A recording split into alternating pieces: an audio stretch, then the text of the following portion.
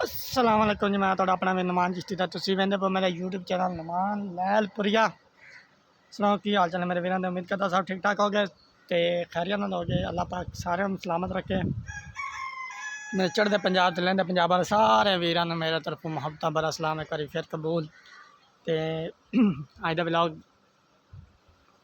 एक हिकमत की गल तो है क्योंकि अज चाचू होरां नूं काफ़ी दिनों तो कमर में दर्द रही है, पट्ठियां में दर्द कंधे च की जाने दर्द होना।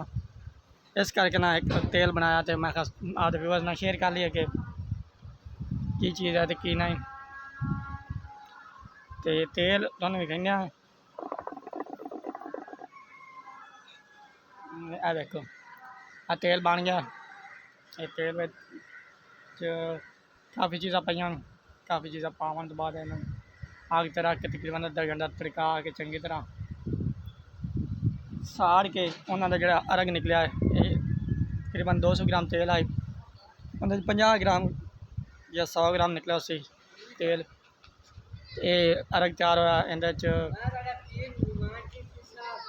50 ग्राम थूम, 25 ग्राम अदरक, 200 ग्राम प्याज, 10 लौंग, 3 अखरोट।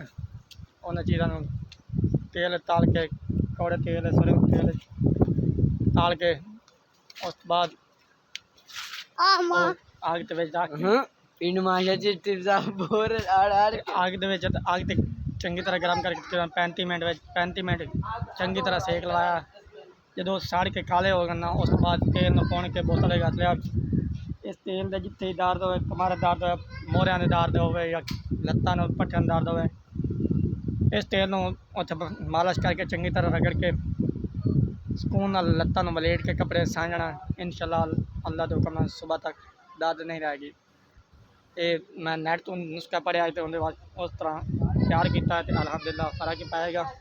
तुहानूं खावांगे चाचू को या इस्तेमाल किया उन्होंने दस्या चूल्हा इस चूल्हे तो बनाया होने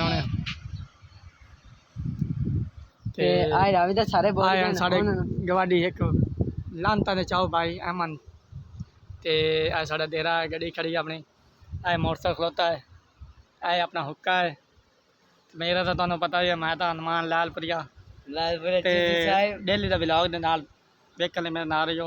अगर मेरा ब्लॉग तुहानूं चंगा लगे तो मेरे चैनल सब्सक्राइब करो।